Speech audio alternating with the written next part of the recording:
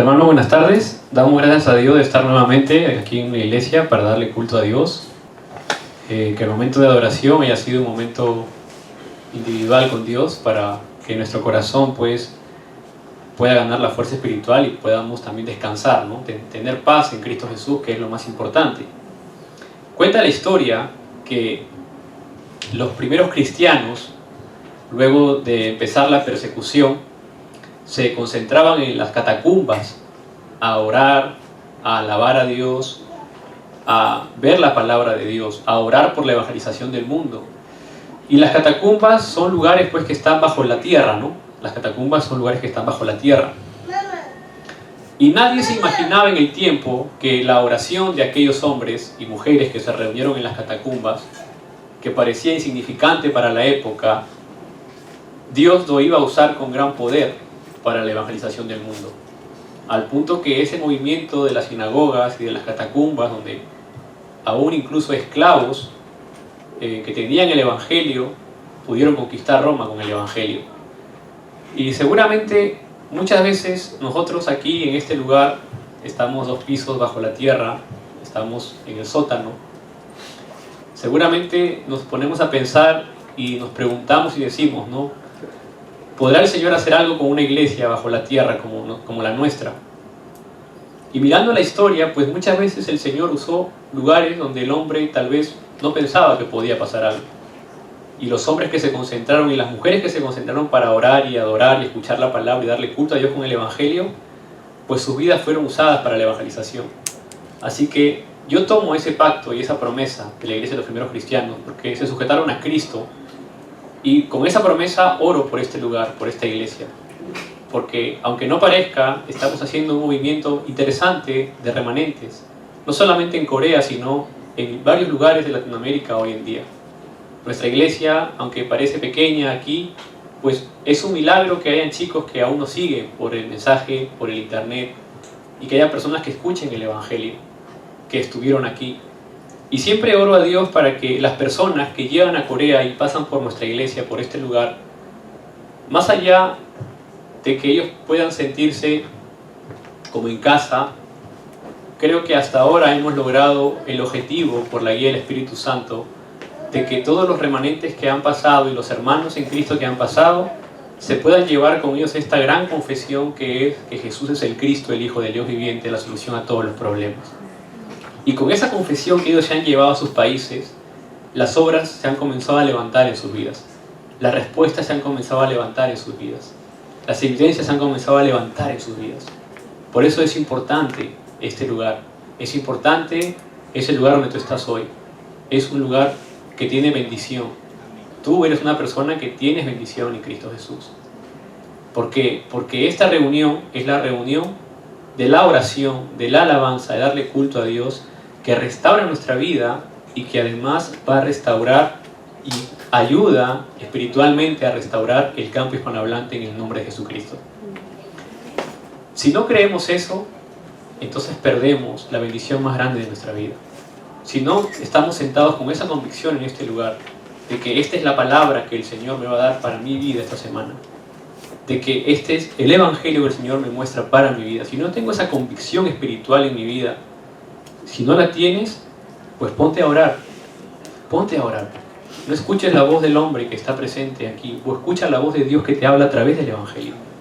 Porque el Señor nos muestra a través de la historia bíblica, a través de la historia del mundo, que los hombres que se concentraron en la iglesia de los primeros cristianos conocieron una verdad. Y esa verdad es la que Jesús conoció incluso antes de entregar su espíritu, que fue Juan 19, 28 al 30. Dice la Escritura, después de esto, sabiendo Jesús que ya todo estaba consumado, dijo, para que la Escritura se cumpliese, tengo sed. Es importante ver que el Señor nos da el evangelio correcto a nosotros, a los hijos de Dios. El Señor presenta en la Biblia el evangelio correcto, desde el Génesis hasta el Apocalipsis. Y Jesús ya sabía que todo estaba consumado a través de su muerte, porque era Dios mismo el que estaba haciendo ese evento para la salvación del hombre. Pero para que la Escritura se cumpliese, la profecía se cumpliese, Él tenía que decir, tengo sed. Porque esa profecía había ocurrido hace 1000 años atrás. Vamos al Salmos 69, 21, por favor. Salmo 69, 21. Vamos a buscar el Salmo 69, 21.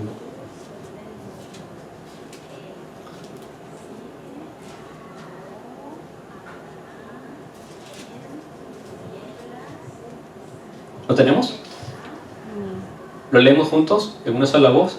Dice la Escritura: me pusieron además hiel por comida, y en mi sed me dieron a beber. ¿Qué dice? Vinagre. ¿Qué dice? Vinagre. Vinagre. ¿Y qué le dan de beber a Jesús? Incluso antes de entregar su espíritu, en Juan 19, 29, dice: y estaba allí una vasija llena de vinagre. Entonces ellos empaparon en vinagre una esponja y poniéndola en un hisopo se la acercaron a la boca. Entonces vemos que la profecía del Mesías, que es Jesús, que es el Cristo, se va cumpliendo a través de la palabra. Esa profecía, esa promesa que es en Génesis 3:15, la simiente santa aplastará por completo la cabeza de la serpiente. Esa profecía, esa promesa de Éxodo 3:18, la sangre del pacto que va a liberar al pueblo de Israel de la esclavitud de Egipto. Esa promesa de Isaías 7:14, que dice la Escritura que la Virgen va a concebir. Ojo aquí, en Isaías 7:14 dice: el Señor os dará señal. Dice: el Señor os dará señal. La Virgen concebirá. Esa promesa importante se cumple también en este punto de la Biblia cuando Jesús dice: tengo sed, tengo sed. El Salmos 22 nos enseña a nosotros la victoria o el triunfo dentro del sufrimiento. Es el Salmo 22. Nos enseña el triunfo dentro del sufrimiento. Por eso los hijos de Dios decimos que no tenemos problemas, sino que son plataformas ¿para qué? Para ganar la bendición.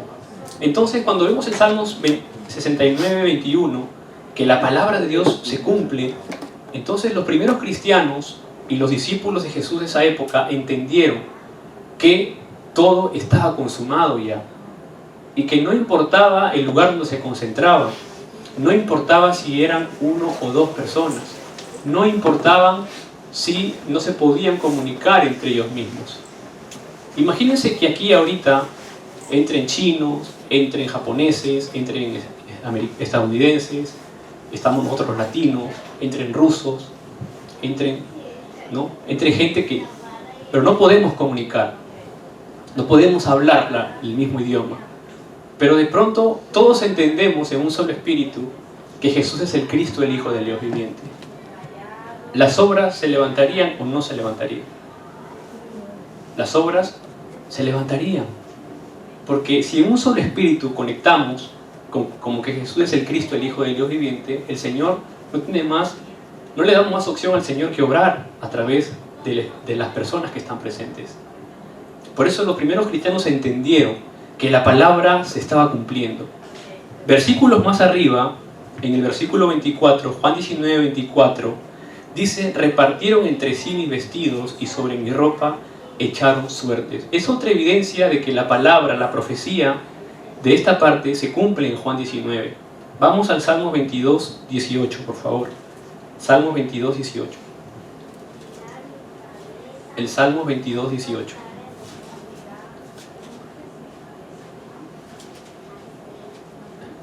¿Lo tenemos? Salmos 22, 18. ¿Sí? ¿Lo leemos juntos? Dice la Escritura: repartieron entre sí mis vestidos y sobre mi ropa echaron suertes. Repartieron entre sí mis vestidos y sobre mi ropa echaron suertes. Entonces vemos que la palabra, la profecía del Mesías, incluso la forma como el Señor sufrió y cómo lo llevaron a la cruz y lo que hicieron con Él, también se cumple detalladamente a través de la historia, a través de la palabra de Dios. Entonces los primeros cristianos entendieron Juan 19:30, cuando Jesús, después de haber tomado el vinagre para que se cumpla la palabra de Dios, porque es la palabra de Dios la que se cumple en nuestra vida, Él dijo: consumado es. ¿No? Y habiendo inclinado la cabeza, dice la Escritura, entregó el Espíritu. Jesús murió en una cruz por nosotros. Entonces la pregunta viene aquí: ¿qué consumó Jesús? ¿Qué es lo que Jesús consumó al momento de su muerte en la cruz del Calvario, en el monte del Calvario? Lo primero que nosotros tenemos que darnos cuenta siempre en nuestra vida de fe, donde vayamos, siempre tenemos que ver la palabra de Dios. La palabra de Dios. Los discípulos se sujetaron a este pacto, a esta palabra que es consumado es. Se sujetaron a esa verdad espiritual. Y a partir de esa verdad espiritual, nosotros tenemos que plantar un fundamento en nuestra vida. Ese fundamento es el Evangelio. Entonces, cuando Dios envía a Jesucristo para morir por nosotros a causa del problema de Génesis 3, y Jesús entrega el Espíritu y dice consumado es, en ese momento Jesucristo planta un fundamento en la vida de todo cristiano. Todo cristiano debe tener como fundamento esta gran confesión que Jesucristo consumó todos nuestros problemas. Si ese no es nuestro fundamento como cristianos, entonces nosotros mismos seremos engañados por nosotros mismos. Tú mismo te pondrás la trampa para que el plan de Dios no avance en tu vida. Ese es el fundamento que la iglesia debe tener. Los primeros cristianos, cuando por ejemplo vemos en el libro de los Hechos, se reunieron para orar en Hechos 1:14, estaban expuestos a la muerte, estaban expuestos a ser perseguidos, a morir apedrados o descuartizados. Y muchos murieron de esa forma, nos enseña la Biblia. Pero ellos se sujetaron a ese fundamento. Ellos dijeron, no hay nada que perder, no hay otra razón en mi vida que el Evangelio. No tenemos nada que perder porque Cristo ha consumado todos nuestros problemas. Y se concentraron en oración porque había una promesa para ellos a raíz de ese fundamento que era que la llenura del Espíritu Santo. Entonces cuando nosotros ponemos ese fundamento en nuestra vida de fe, confesando diariamente que Jesús es el Cristo, el Hijo del Dios viviente, no le dejamos más opción al Señor que obre a través de tu vida, que obre a través de nuestra vida. ¿Por qué? Porque somos cristianos que vamos entendiendo el fundamento de lo que Dios está haciendo en nuestra vida. Entonces, cuando viene el problema en nuestra vida, la situación difícil, recuerdo la cruz de Cristo. Su palabra me dice que todo está consumado. ¿Eso qué cosa es? Es mi fundamento de mi vida de fe. Aunque parece difícil la circunstancia, es mi fundamento en mi vida de fe. Todo está consumado. Jesucristo consumó el problema de Génesis 3, la separación, el pecado, la maldición. Ese es mi fundamento. Con ese fundamento miro la palabra de Dios. Con ese fundamento empieza mi misión personal. Mi misión personal. ¿Cuál es la misión personal de cada uno? Confesar que todo está consumado en nuestra vida cuando se levantan las situaciones adversas. Esa es tu misión personal. Tu misión personal es poner el fundamento en tu corazón, realmente creerlo. Si Juan 19:30 me dice que todo está consumado, de acuerdo a la Escritura, la misión personal que tengo que tener yo es, Señor, tengo mi misión de restaurar mi vida a través del Evangelio. Tengo la misión de restaurar mi familia a través del Evangelio. Tengo la misión de restaurar mi sociedad a través del Evangelio. Tengo la misión de restaurar, podemos soñar y ver, tener visión de restaurar el mundo a través del Evangelio. Entonces, el Evangelio se transforma en nuestra vida como un fundamento, como una misión personal a través de la palabra de Dios. Eso es Hechos 1:1. ¿Por qué Hechos 1:1? Vamos a Hechos 1:1, por favor. Hechos 1:1. Es un versículo que nosotros conocemos también. Hechos 1:1, ¿lo tenemos? La palabra de Dios dice: en el primer tratado, oh Teófilo, hablé acerca de todas las cosas que Jesús comenzó a hacer y a enseñar. Que Jesús comenzó a hacer y a enseñar. Jesús lo que vino a hacer es, vino a morir por nuestros pecados fundamental, por nuestros pecados. Vino a morir para hacer el camino a Dios. Y empezó a enseñar en base a ¿qué? En base a la palabra de Dios. Jesús le dio una misión personal a los discípulos, de ir y hacer discípulos a todas las naciones. Jesús restauró el Evangelio a través del Monte Calvario. Cuando Jesús muere en el Monte Calvario, porque además sabemos que Él resucita, Jesús restaura. ¿Qué cosa restaura a través de su muerte? Restaura la identidad espiritual del hombre, de nosotros.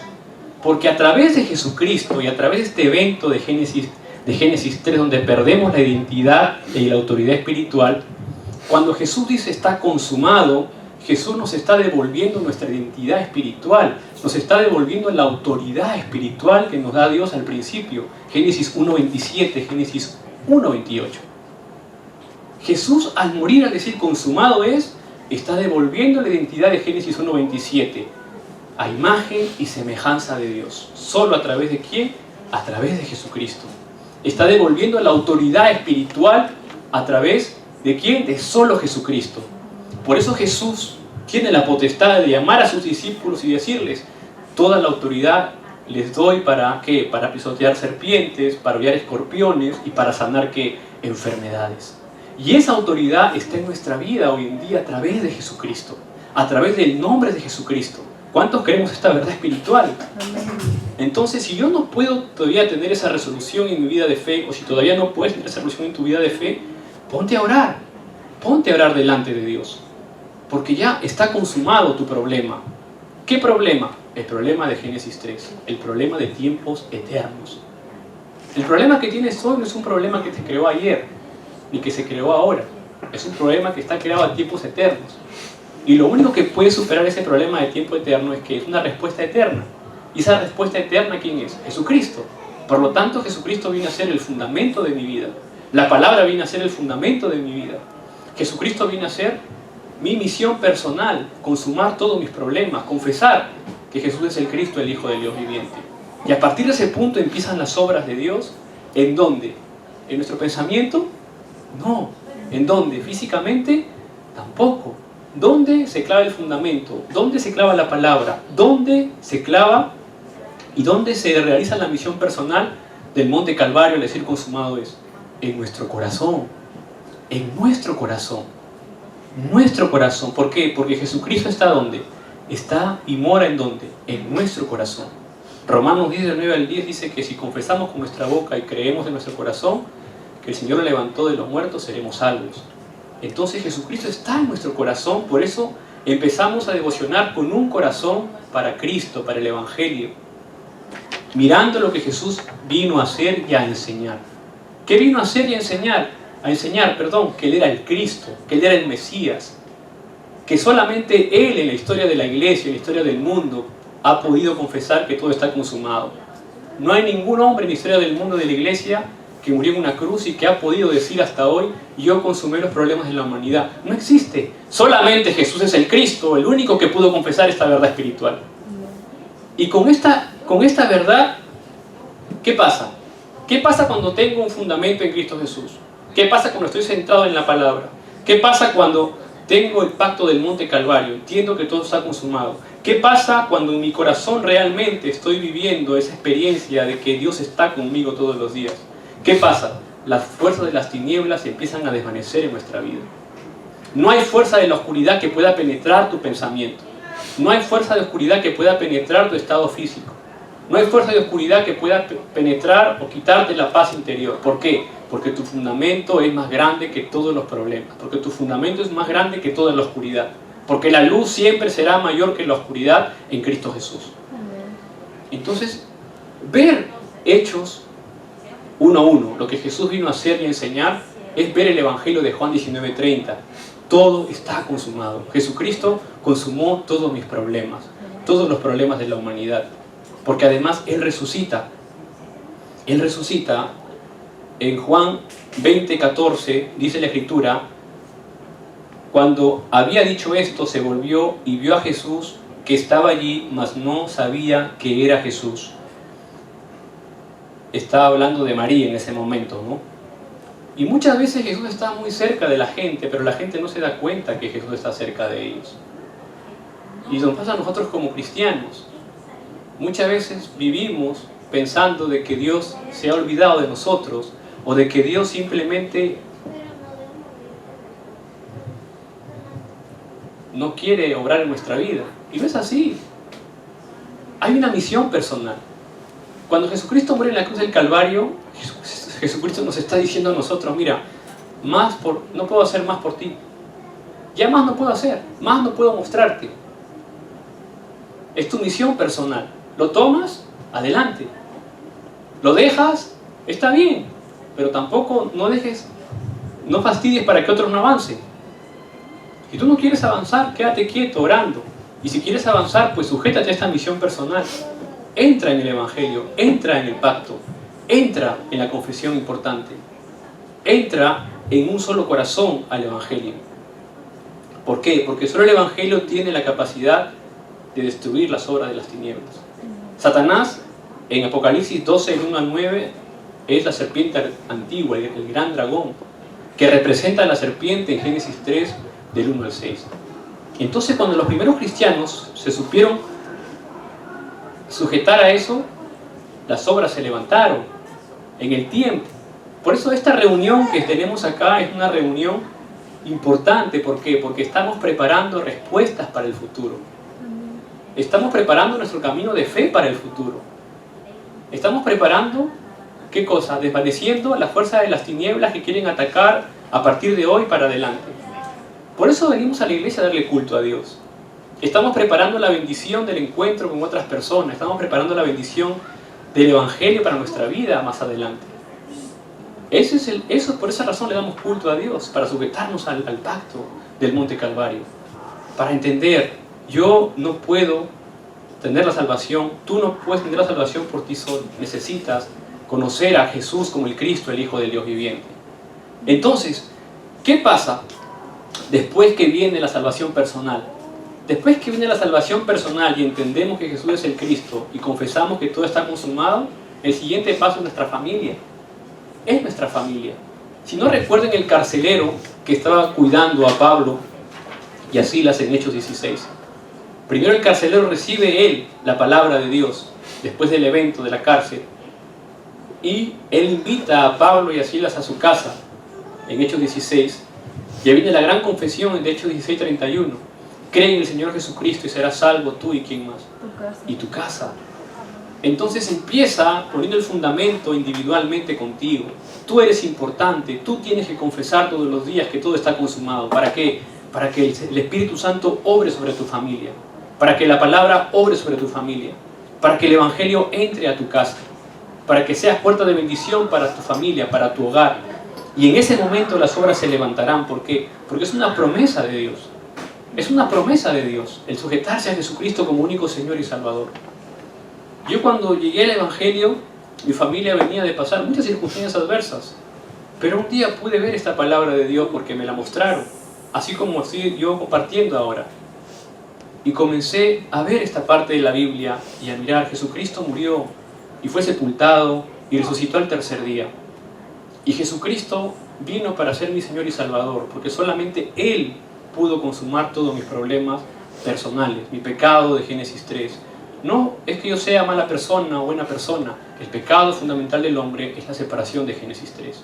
Jesucristo vino a consumar ese problema. A partir de ese momento me sujeté a esta verdad espiritual. Comencé a orar en el nombre de Jesucristo. Más allá de recibir respuestas o no, más allá de tener grandes evidencias o pequeñas evidencias, empecé simplemente a orar porque mi corazón empezó a palpitar y a creer en este Evangelio puro, en este Evangelio correcto que la palabra nos enseña. Y hasta el día de hoy he compartido el Evangelio a mi familia, he compartido el Evangelio a mi madre, a mis hermanos. Y el Señor ha hecho su obra a través del Espíritu Santo. Pero cuando yo empecé a creer, cuando yo empecé a devocionar mi vida de fe, a través de la gracia de Dios, comencé a orar, porque es una promesa la oración. Es un fundamento y dije, Señor, si hemos vivido en este pacto, en este camino, equivocado, haciendo cosas equivocadas, pues hoy tú me diste la oportunidad de conocer el Evangelio. Y aunque no tenga evidencias grandes, aunque no tenga respuestas inmediatas, solamente déjame confesar todos los días que todo está consumado y que Jesús es el Cristo, mi Cristo, la solución a todos los problemas. Y el Señor empezó a hacer su obra en mi vida, en mi familia y en la gente que me rodea. Entonces es importante la capacidad que tú tienes para poner esto en tu corazón como un fundamento de vida espiritual. Depende de ti. Jesucristo ya, Él murió, Jesucristo ya fue sepultado y además Él resucitó y está vivo. Pero depende hoy de ti. Realmente creo esta palabra, realmente creo que Jesucristo consumó todos mis problemas. En la posición que me encuentre, en el estado que me encuentre, en la circunstancia que me encuentre, realmente. Entonces, cuando esto viene a ser una promesa en nuestra vida y nos sujetamos al pacto, ¿qué es lo que sigue a continuación? si tengo este fundamento, naturalmente el evangelismo va a abrirse para nosotros. Naturalmente las puertas de la evangelización se van a abrir para nuestra vida. ¿Qué quiere decir eso? Que naturalmente las bendiciones vendrán a nuestra vida, sin buscarlas, sin pedirlas. Porque antes que abramos nuestra boca, ya Dios respondió. Porque mientras estemos hablando, ya Dios ha oído. Y a la presencia de Jehová la tierra tiembla. Entonces, cuando empezamos a vivir con esto, las puertas se abren, las evidencias se levantan para que el Hijo de Dios pase. Hermanos, Dios no es un Dios que cumple necesidades. Dios no es un Dios que ha venido a suplir unas necesidades. Señor, necesito esto. Señor, necesito lo otro. No, Dios no ha venido a suplir tus necesidades. Dios ha venido a bendecir tu vida a través de su Hijo amado Jesucristo. Amén. Así que quitemos ese mal, esa loca idea de pensar que Jesús va a suplir una necesidad que a mí me hace falta. Jesucristo no vino, no murió para suplir necesidades de sus hijos. Jesucristo murió para darnos bendición y vida eterna. Y si yo creo esa verdad, entonces mi vida está en bendición, tu vida está en bendición. El Evangelio es un Evangelio de poder. La mano de Dios obra con poder. Yo conozco a todos ustedes desde sus inicios, como ustedes me conocen a mí. Y vemos que el Señor obra con poder. La vez pasada una remanente fue al aeropuerto, esperó su vuelo, tenía que salir a hacer su visa. Y me comuniqué con ella y me dijo: pastor, he perdido mi vuelo. Porque hay cosas que hay que superar, ¿no? Individualmente. Pero aún dentro de esa circunstancia, Dios tiene un plan.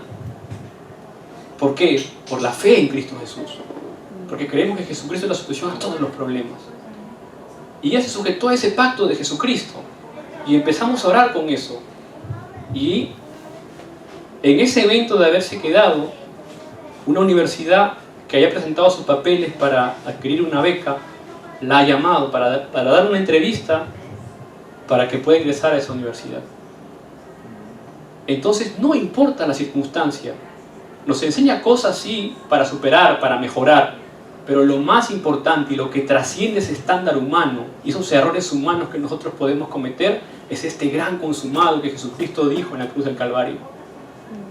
Porque ahí el Señor empieza a dar una obra de recreación en nuestra vida, en nuestro espíritu, en nuestro corazón, en nuestra mente. Y empieza a hacer cosas que no entendemos tal vez. Cosas que no podemos alcanzar empiezan a llegar a nuestra vida. Y yo, sinceramente, con humildad en mi corazón lo digo, yo cuando llegué a esta iglesia, que fue levantada por la gracia de Dios y me propusieron para estar al frente, yo nunca pensé que me podían escuchar en Colombia o en Venezuela, a través... ¿Cómo vamos a ir a Colombia, a Venezuela, a Perú, a Estados Unidos, desde acá, desde 2 pisos bajo tierra? ¿Cómo vamos a salir? ¿Cómo la gente va a escuchar allá? No pensé en eso nunca. Y aunque sea por una persona, el Señor empezó a orar. Y el Señor nos mostró y nos dijo: tranquilo, hay la multimedia. Tranquilo. Tú solamente dedícate a confesar que Jesús es el Cristo. Y a creer que todo está consumado, que yo voy a sacar este mensaje al mundo. Dios abre las puertas. Ahora, por la gracia de Dios, nos escuchan en Colombia, en Venezuela, en Perú, en Estados Unidos, nos escuchan. Aunque sean 2 o 3. Es un milagro que nos escuche una persona desde un sótano en Corea del Sur. Es un milagro. Es la obra del Espíritu Santo. ¿Por qué? Porque el Espíritu Santo obra en aquellas personas, en aquellos hijos de Dios que vamos realizando, entendiendo que todo realmente está consumado en nuestra vida de fe. Los primeros cristianos, y Pablo como representante, como instrumento, como es escogido en Hechos 9, él entendió eso. Entendió que no le servía ganarse el mundo sin Cristo. Los remanentes de la Biblia que hemos visto entendieron el problema de Génesis 3, el problema de Génesis 6, el problema de Génesis 9. Entendieron que no había algo más grande que el Evangelio, que el pacto. Pablo, cuando entró al campo en Hechos 13, Hechos 16, Hechos 19, la cultura del chamanismo, de la adivinación, la cultura de la idolatría, él sabía que solamente eso podía parar y desvanecerse si proclamamos a Jesucristo como único Señor y Salvador. Y fue lo que él hizo. más allá de todo su conocimiento intelectual que él tenía y la ley que conocía. Dice la Escritura que fue lleno del Espíritu Santo, ¿para qué? Para proclamar que Jesús es el Cristo, esa gran confesión que hace Pedro en Mateo 16:16, y esa gran confesión que hoy nosotros la hacemos nuestra por la fe en Cristo Jesús. Entonces, si todo está consumado en nuestra vida, lo que venga ahora, empiezo a orar. Señor, a esta circunstancia en mi vida, todos sabemos que Dios tiene un plan dentro de esa circunstancia, ¿no? Hay un plan y un propósito dentro de la circunstancia que me encuentre. Pero lo más importante es que nosotros podamos decir que todo está consumado en Cristo Jesús. Amén. Entonces, cuando empezamos a vivir nuestra vida de fe con esta nueva identidad en Cristo Jesús, con esta nueva autoridad en Cristo Jesús, no le dejamos más opción al Espíritu Santo que orar en nuestra vida de fe a través del Evangelio. El Evangelio es algo precioso. Por eso Jesús, dice la Escritura, sabiendo que ya todo estaba consumado, para que se cumpliese la palabra de Dios, Él dijo, tengo sed. Para que se cumpliese la palabra de Dios, dijo, tengo sed. Y le dieron vinagre, como estaba en la profecía del Salmos 69:21.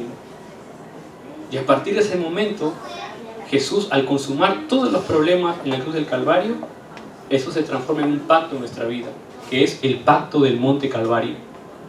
El pacto del Monte Calvario. Entonces, nosotros como cristianos, no sé si ustedes anteriormente, cuando venía la Semana Santa, ¿no? Viene el viernes, ¿no? El viernes, que es el momento que Jesús es crucificado y todo. Y va al Gólgota, como está escrito en la Biblia, que es el Monte Calvario. Es como un momento triste, ¿no? Un momento triste, ¿no? De pesar, ¿no? Que Jesucristo sufre por nosotros. Pero para los hijos de Dios, si nos paramos en el Evangelio, el Monte Calvario es el evento más importante, porque es ahí donde Jesucristo vence la muerte, vence el pecado, vence la maldición. Ese gran pacto es el que restaura nuestra identidad espiritual de Génesis 1:28. Restaura nuestra autoridad espiritual de Génesis 1:27 y 28. Ahí, en ese momento, Jesucristo, al decir consumado es, nos devuelve a nosotros esa identidad de autoridad para seguir cambiando nuestra vida de fe. Así que como hijos de Dios, Satanás ya no te puede tocar. Satanás te tiene miedo cuando hablamos de Jesucristo. Entonces, como hijos de Dios, a partir de ese momento, empieza mi oración. Es una oración, como vamos a llamar, una oración con pacto, ¿no? Con el pacto. ¿Cuál es la oración con el pacto? Cuando entramos en nuestra habitación, como enseña en el Evangelio de Mateo, cerrada nuestra puerta, nos postramos ante Dios. Si quieren, presenten la lista a Dios de lo que sienten, de lo que quieren comunicar con Él. Hablen con Dios, pero con el pacto del Monte Calvario. Señor, todo está consumado. Incluso mi vida está consumada en Cristo Jesús. He pasado 7 años en mi seminario. El día viernes fue mi última clase en el seminario. Después de 7 años. Y al momento que me estaba yendo del seminario, comencé a pasar como una película en mi cabeza. Una película como cuando recién llegué, ¿no? Un chamito, como dirían en Venezuela, ¿no? Un jovencito, como dirían en Perú. Cuando llegué, todo así, un poco perdido, ¿no? En el sentido del sistema de la iglesia, no perdido en el mundo, ¿no? Sino en el sistema, como era el seminario y todo eso. Y en la noche hablé con un hermano muy querido mío que me dijo: pastor, ¿has visto los 7 años que Dios ha preparado en su plan? Esos 7 años eran el plan de Dios, y era cierto. Esos 7 años que pasaron es el plan de Dios que pasó en mi vida. Así que hasta hoy tu vida, no sé qué edad tengas, es el plan de Dios que Dios ha tenido para tu vida el día de hoy. Y yo le daba gracias a Dios en oración de poder culminar una etapa en mi vida. Y yo no sé lo que va a venir ahora. Yo no sé lo que viene. No sé, no hago planes tampoco. Solamente me estoy sujetando al pacto del Monte Calvario. Señor, todo está consumado a través de Jesucristo, porque eso es el fundamento de mi vida. Cristo tiene que ser el fundamento de mi vida. Y si yo entro en ese fundamento, si nosotros entramos en ese fundamento, el Señor abrirá puertas inimaginables. Inimaginables. A veces pedimos algo pequeñito o pensamos en algo pequeño y el Señor está haciendo algo más grande. Entremos en la oración.